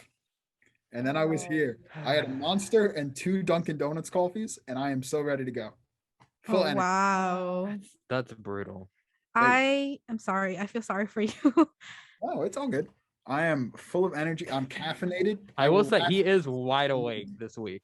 Wow. Yeah. Yeah. I was thinking about it. I'm like, wow, Aiden Mhm. is really talking today. Like, I love it. I'm Yeah, here for it. Because 2 weeks ago, Not- I not- thought Aiden was probably going to pass out at some point.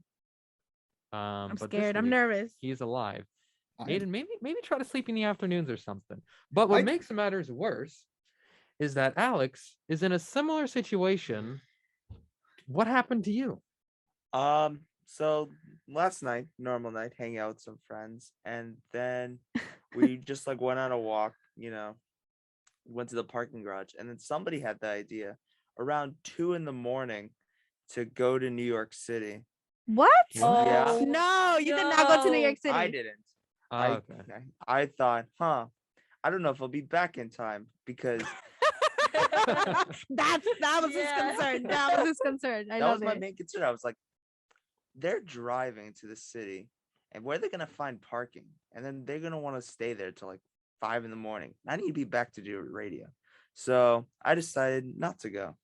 Instead, I ordered a large like cheeseburger. Wow. Watched YouTube videos till like, let's say 3 a.m. No, In I the- better be in my in sleep by that 3 point. I in the can't. morning? Yeah, in my dorm lounge, and then I woke up on the chair, like with my jacket as a blanket at 5:30. What? Tried to get a coffee at the vending machine, but there was like 8 cups jammed in the machine, so like it started like shaking. Oh. So I thought he was gonna say I started shaking. For real, that was a nice no, so I got myself a peace tea from last night, and now I'm here. Hey, all you need is a peace tea apparently for Alex. That- to function. Wow. Alex, I'm gonna tell you this, that is incredible.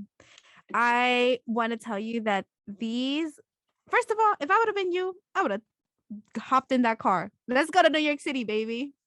Yeah, I was really tempted to, like, but I felt like my Nah. parents would like saw me on Live 360, and they'd be like, Oh, like 360. they'd be Really? like, "What are you doing in the city? Like, how did you get there? Who are Mm. these people?"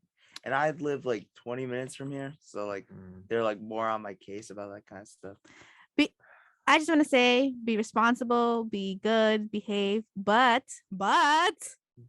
these are the memories you're gonna live with. So sometimes you gotta do a little things that may be a little risque. But You know what I'll say, Crystal? what? Is, What, Isaias? For me, much like Gina, sleep is one of the most important things one can have. Yes, it's important, but the memories, the good times. You're I you're can young have only once. memories, man. But what I'm trying to say is I can make memories and still get my sleep. Yeah, I can. Oh, make yes, memories yes, of and course. Be able to get all sleep I need. I miss the days where I could sleep for 8 hours, man. I know. I never had Those are those the days. best. Right. Yeah. Right. I don't Last time I slept for 8 hours. What year is it? I don't know. We're in It's 2021. 2021. We're in November. I Probably think around his memory 20. is going out. Probably around 2018. What? Last time I Oh. had 8 hours. Kidding me? What do Probably. you just not sleep in the summer? No, I go to summer camp. Oh, that's Oh. right. Hi, Things get goes to wild summer at camp. summer camp, guys. No, They I've been- get I've been- real wild there. Anyways, Apparently, for all our listeners and people who are tuned in, apparently, summer camp is where things go down. among things be kids. happening at summer camp. According Crystal. to Gina, according to Alex, according to Isaiah, Yeah. I've never been to a summer camp, I've and never maybe either. I'm happy I didn't go to one because You hear some Aiden, you're pointing. Are you adamant about something? I never thought we could. I used to work at a summer camp and it was like rented out by a cult. That was terrifying. Oh my What? god. that's no, none of this. You is sounding can't a hold good on, time. hold I on, love hold on. summer camps. You can't just leave it at that, Aiden. Go Okay. into more detail. So I was at a camp in my town, right? and this camp was on the same property as this one like sect of Christianity called Universalism, and it was like it was on the oldest property in New Jersey. It had the oldest cemetery in our backyard, and I was a camp counselor who was working for the camp that was renting out the property from this cult. And this cult had a compound in the back, and the owners like ran to California 2 years ago because my friend's mom owned the camp, and he was telling me about it, and it was wild. I remember there was this one time I took a group of kids out for a nature walk into like the backwoods of the area where like they spent most of their time. That already And sounds sketchy. there was a bunch of it was awful. There was a bunch of rusty tools surrounding this one tree, and a cross was carved into it. And there was a bunch of old fire pits, and in the back there was this field just of destroyed tents. And I remember I looked at because they would bring like groups of kids every 2 weeks and cycle them out. And one time I looked at one of the kids, I waved to him, he waved back to me, and his like proctor or like chaperone put his hand on his head and physically turned him away from us. They weren't allowed to interact No. with like the normal kids at the camp. Oh, This sounds like gosh. what are those people that have kids within their own families? Incest. No. Oh. There's like a name for them. Alabama. No, oh my God, no. That they're. I saw this TikTok of that this group of people are moving into Mexico because in Mexico but in the United States there's like a group of people they're called something. I'm not sure. Oh man, I'll think about it and come back to it. But Aiden, that does not sound like a good time, and nor does it sound like a safe time. So I'm glad. Which proves the point. Camps, summer camps too, not a good plan. If I ever have a kid, they are staying far away from there. I know I'm zero sending my chance. kids to a summer camp. You are? Yeah. Oh my god. Oh my God, I've made lifelong Alex is friends. crazy. Memories that last a lifetime. Maybe you got lucky. Maybe you joined the one non-shady summer camp. But There was some stuff. guys, we're gonna move on to some stories now. We're bringing it back to pop culture and Lady Gaga, who was in way too deep for her new role in the movie House of Gucci. In an interview with BuzzFeed, Lady Gaga walked people through her process of getting into her new role. Gaga was prepping for her role as Patrizia Reggiani, who was convicted of arranging the murder of her late husband, Maurizio Gucci. Quote, I will be fully honest and transparent. I lived as Patricia for a year and a half, and I spoke with an accent for 9 months of that, she said, before clarifying that she was off camera, of course. Gaga recalled dyeing her hair dark instantly because she felt it would help her better articulate the Italian accent while she focused on understanding the interests of the character. Quote, it was a nearly impossible for me to speak in the accent as the blonde, she said. I instantly had to dye my hair and started to live in a way whereby anything that I looked at, anything that I touched, I started to take notice of where and when I could see money. I had some psychological difficulty at one point towards the end of filming, she explained. I was either in my hotel room, living and speaking as Patricia Reggiani, or I was on set living and speaking as her. I remember I went out into Italy one day with a hat on to take a walk. I hadn't taken a walk in about 2 months and I panicked. I thought I was on a movie set, she ended explaining. How funny is that? That's hilarious. This is such a Lady Gaga thing, though. Yeah. Like such a Lady Gaga thing to just really get into the persona of the Mhm. character that she's portraying. I love it though. I'm here for it. Spending a year and a half as Patricia Reggiani. Patricia for her. I've never. Patricia. Is this a show that has already aired? No, or it's a movie that's It's a coming movie. out. It looks Huh. really Yeah. good. It does look good. cool. Al Pacino's in it and Adam Driver. Al Pacino. Yeah. Pacino. Oh, and there's an official trailer already. Ooh, I'm excited to look Here's at the it. thing. What are your guys' thoughts on like method actors where they become the character? Aiden, you're actually the film guy. Aiden, you go first. I was about to say, as you know, resident film major king, I'm actually quite awful at it. But I've worked with a lot of, obviously not as big production as this, but I've worked with a lot of actors who really get into character. I remember one time I was shooting this medieval film and I was directing and I screenwrote it. And my friend, the entire time he was on set, he spoke in this old English accent. Can There were you some do act- it right now, Aiden? I can't do it. No, no, Oh, God, no. Can you try? Do it. Do it, Aiden. So he would go up to people on set and he'd be like, he'd use the lingo. He'd be like, ye old, or like anything like that. And he'd start talking about taverns. And it was this mix between like British and Australian. And I cannot replicate it because he is Mhm. very, very good actor. And But you're it not. is so wild. God. I stick to the back of the camera. I direct and I scream. That's it. But yeah, those actors and actresses, they get crazy into character.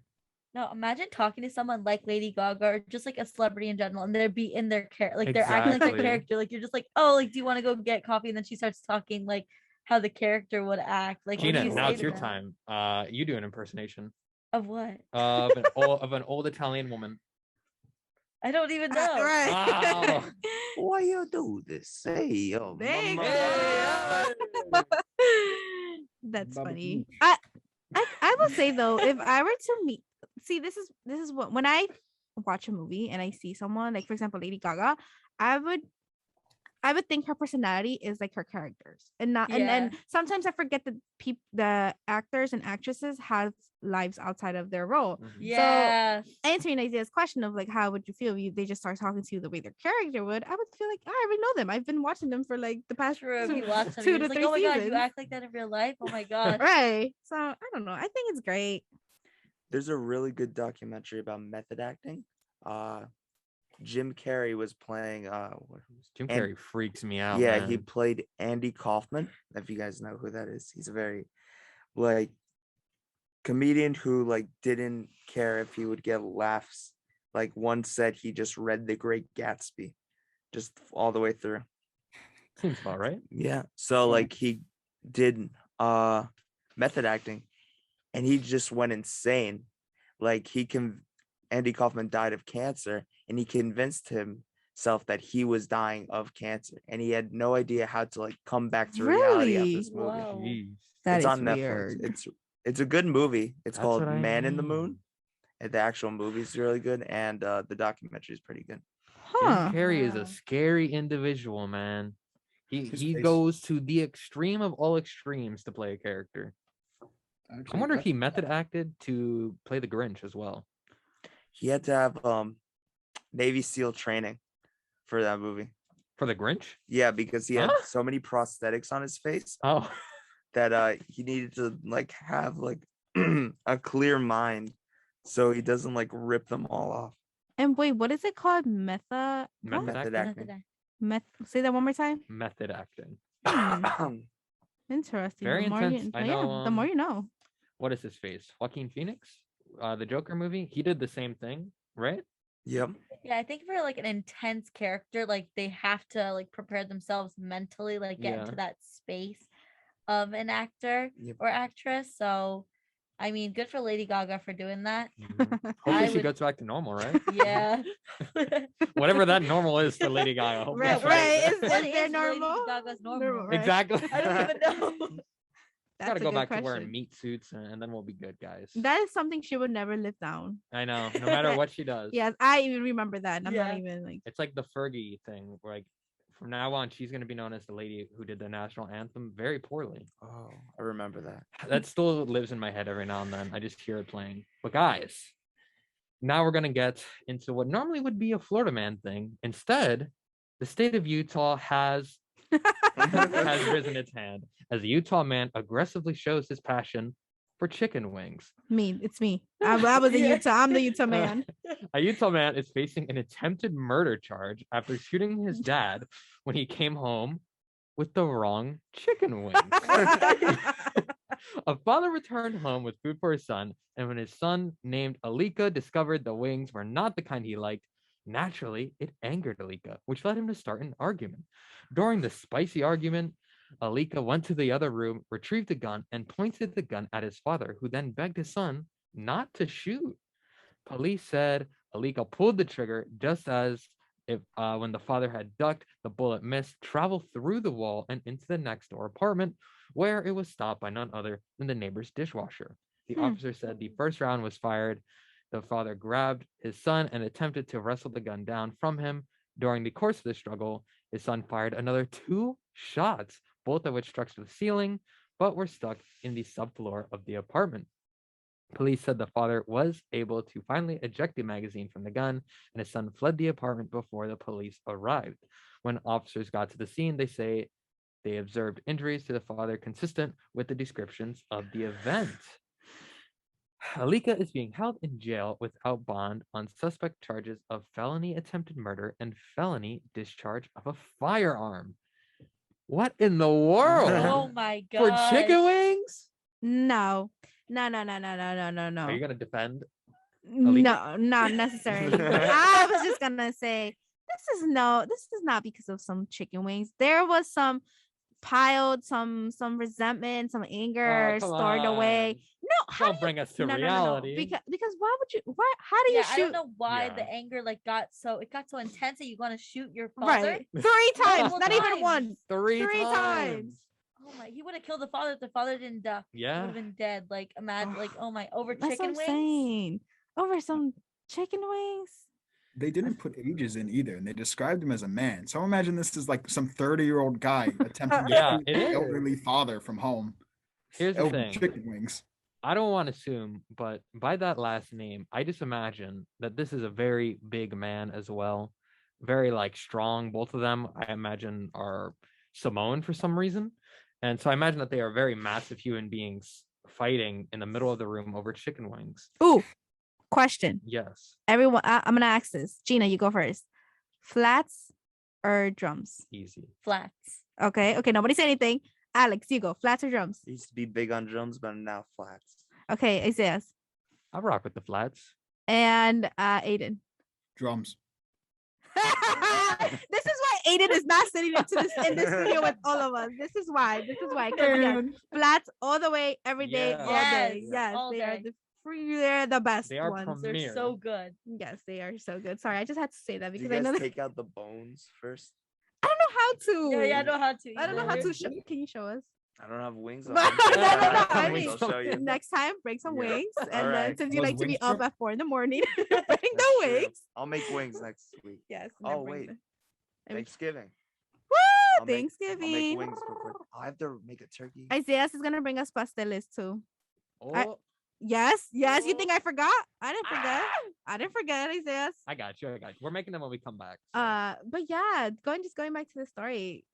No. See, brutal. no. Unnecessary. Shooting someone for For chicken wings. wings? I'm telling you, there was some stored away anger that it just kind of let loose Hold once on they a brought the second. wrong what.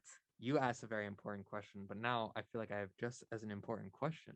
When you guys are eating wings, Oh, I already know what it is, but go on. is it ranch or blue I knew he cheese? was gonna say that. Blue cheese. Blue cheese Ranch. all the way. I Gina? usually don't do it, but if I had to, Don't say ranch, Gina. Let Oh her my God. speak. Let her speak, I Isaiah. was gonna say ranch. No. Okay, how Ranch. about you, Aiden? Ranch. Ranch. Ranch all the way. No. The majority Ranch have won. is terrible, man. Ranch is gross. Oh my god, speaking of ranch, the other day I went to order a wrap because I was trying to be healthy. A wrap, a chicken wrap at the student center, and I asked the lady, light on the ranch, Oh, please. no. Yeah. Light She put on the extra. ranch. She showered my Yuck. chicken in ranch. It was Oh. so disgusting, and I was so angry. I literally could not go back because if I went back, I would have lost it because I was so angry about something else, and then my food was wrong. So I do like ranch, but a little bit of it, not too much. Just the right amount. Ranch is not it, guys. You're not Ranch Here's- is okay, good, so only when you with guys go to carrots. like get chicken nuggets or something, do you Ranch. put ranch as well? Ranch. No. No. It's Hmm. Polynesian sauce for me, like sweet and It's sour. a Chick-fil-A Chick-fil-A. sauce for me. Oh, the Chick-fil-A Chick-fil-A sauce. sauce is so That good. one, that was Chick-fil-A good. sauce. But I no, I mean, like Polynesian. I was just thinking more like McDonald's. Like, Right. Yeah, Yeah, no, I like Chick-fil-A. Sorry, McDonald's- Isaiah doesn't eat that. No, McDonald's has sweet and sour. That's my go-to sauce. No, That's I my Ew, always go-to no, go sauce. not honey mustard. McDonald's. Yeah. No. What do you use This- with McDonald's? The sweet and sour from McDonald's, it's like It hits. no, it doesn't. Yes, no, it it's does. honey mustard. Honey mustard, Honey yes. mustard, Alex knows yes. what's Honey going on. mustard is okay. It's No. all right, What? but I Honey don't mustard's settle so for good. average. No. I like great Isaiah, I things. thought you only ate at what is these Machen? What are these called? The stars? Michelin. Michelin. Michelin. I thought you only ate at Michelin Yeah, restaurants I that have only- Michelin I stars. only eat high class restaurants. Yeah. You remember? You know how you always ask what the bills are being paid? It's the Michelin star restaurants. Yeah, What are the bills? I'm waiting. The restaurant bills because I eat at very fancy establishments. That was funny. That's funny. That's Okay, funny. okay. One final wing question before we move on is where do you guys get your wings from? Oh, this is a good one, and I don't really have a good answer for. Yeah, I don't have a good answer. Does anybody have a good Honestly. answer for? I mean, There's this. Oh, you go first, Aiden. You Oh, sounded oh, more okay. prepared. There is this awesome pizza place in my town. You get pizza and wings as a combo meal. It's like $8. Best wings ever. $8. $8. Wait, for pizza Just say and it's wings? Pizza Hut. Just say it's $8. We're not gonna judge you. Wait, what It's town not are like you the whole from? pie. It's like a slice of pizza with wings. Oh, Ah, interesting. What town are you from, Aiden? Lacey Township. It's Concadora's Pizza. Is that in South Jersey? Yeah. Yeah, no. yeah, I Pass. ain't going. I ain't going to Alex, how South about you? Jersey. I'm just kidding. In like not middle school, in high school, me and my friends would always go to Wingstop like on a Friday Yeah. or stuff. So I I would don't always know what get. Wingstop is. You don't know what Wingstop is? I don't. Maybe I do. And I Wingstop just, is They kind of just like opened one Buffalo near Wild me. Wings. is it that but green with- place? Yeah, yeah, yeah. No, disgusting. Don't No, ever I had those disrespect me wings like in that. there. They're not good. They're, they yeah, are. No, thank you, they're Gina. not They good. are Mango not good. habanero. Gina, what No. Wingstop did you go to? Where? The one near where I live, and it was like just like, it was Yes. no, it was just Mango like too much. habanero Maybe you got them on the Wingstop wrong wings day. is What? where What? it's at. Okay. What kind of wings did you get? I I Gina? don't know, but they were like, you know how wings are like, I don't even know how to describe. Like they're supposed to be fried before like they're Dipped or in the season. Yeah. Yeah, and they weren't. They were just like kind of like What? Yeah, doesn't they sound were like a not good good. time. That's so bad. What if it, okay, here's the thing. So I like Wingstop and I also like Buffalo Wild Wings, but I will say for Wingstop, I think their wings are pretty good. They are. Yeah, I feel like it's just a bad actually day. maybe it was a No. bad day. No, Isaiah, you're gonna hate me for this next comment. I Oh, know you no. are, but the best wings I've had, and I've had a lot of wings from a lot of places, pizzerias, wing places, buffalo wings, all that good stuff. The best place who had the best wings. You ready for this?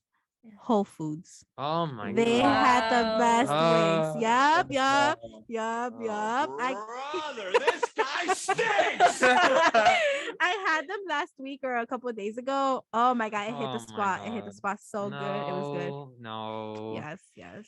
If you have a better recommendation around this area, tell me Around later. this area, I don't really know Exactly. the wings around this area. But Or somewhere.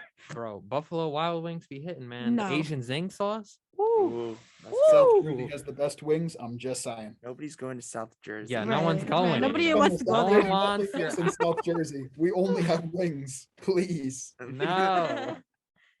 That is so funny. But moving along into our typical and usual Florida story, and I promise to our listeners, we don't do this purposely. It just happens. Florida people have a lot of weird people. Yeah. And this woman is one of them. A Florida woman chooses a weird place to pose for photos. Social media influencer Jane Rivera is defending herself from criticism after photos that went viral showing her posing in front of the casket holding her deceased father. Rivera made this statement on her mindset following the online outage. Quote, I'm looking at the comments and they're just hateful and abusive. I didn't feel like there was anything wrong with what I was doing. You couldn't see him in it. You might ask what kind of poses she was doing. Some of the photos showed Jane in a praying position, while others showed her posing with her knee bent. Rivera received hundreds of hate messages saying she shouldn't have been born. How could you do this? You're a disgrace, and much more.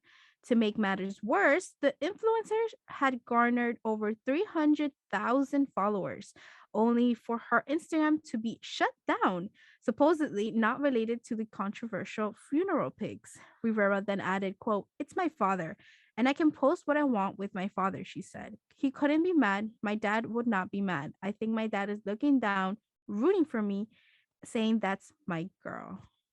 Dun-dun-dun-dun. What are you guys Love thinking? the classic. Sorry, Isaiah. You go. No. Aiden, the floor is yours. I love the classic influencer apology where they never actually say I'm sorry. They just kind of like blame everyone. Here's okay. Here's what I think me and Crystal might be on the same page here, Mhm. actually. I don't think she owes anyone an apology. Thank you. Thank you. Like it's her father. It's her social and media it's- page. Yeah, it's also It's her way of whether or not it is or not, but I'd imagine it's her way of coping with the situation and she felt like that's what helps with her, then so be it. I understand. But I yeah, feel- I don't think she needs to apologize for anything on this one. I feel like it's so disrespectful to like her family to like have a photo shoot at a funeral. Do you think maybe a family member would have said something then at that time, like her mom or like someone else probably would have been.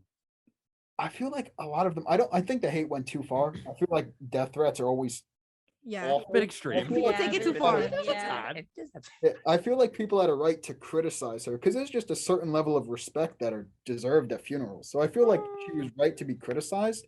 I don't think she owes an apology, but I'm I gonna have to think disagree. that's fair. And I disagree. Here's why. Because had this been her grandma, had this been her aunt, had this been a sibling, had no, not even that, but had it been a distant family member, I would be like, you know what, Aiden, you're right. She should have gotten like some she knew that she was gonna get some clapback because it's like a family member that she's kind of distant to. But her own father, that's her father. She gets to choose how, like Isaiah said, gets to cope with the death of him, and maybe this helps her, or maybe she's just doing it for likes, or whatever the case may be. Regardless, I think it's her choice, so I don't really think she has anything to apologize for. I do agree with you on that, Aiden, but like you said, it is controversial, and I think that that's just kind of what you sign up for when you are an influencer. So I feel like some things just don't have to be posted online. I feel, like, would I do that personally? No. Yeah, I would. But I would. I'd finally meet my dad, guys. Ah! I was like, no. Yeah. Did not have to be on that, Isaiah. Yo, hey. Whoa! The studio just shook. Oh my goodness, the studio has just it shook. And then- wow, this is such a great way to take this. That's the only way to close out the show, guys. Right, It's been the wow. morning buzz. WSC Upper on Claire. Tune in next week, guys. It's been a great ride. Bye.